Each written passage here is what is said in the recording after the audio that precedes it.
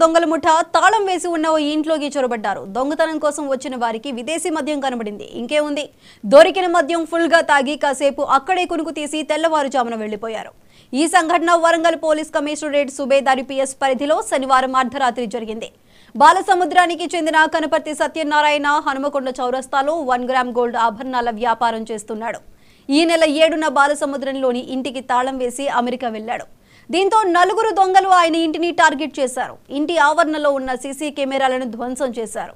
ప్రధాన ద్వారాన్ని తొలగించి ఇంటిలోకి ప్రవేశించారు. పూజ గదిలో ఉన్న వెండి, బంగారు విగ్రహాలను, బీరువాలో ఉన్న 30,000 నగదును దోచుకున్నారు.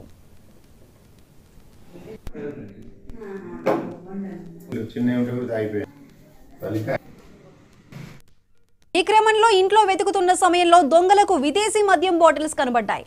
ఫ్రీజర్ లో ఉన్న డ్రై ఫ్రూట్స్ తీసుకొని అక్కడే నలుగురు సిట్టింగ్ వేశారు. 2 బాటిల్స్ తాగి హాయిగా అక్కడే పడుకున్నారు.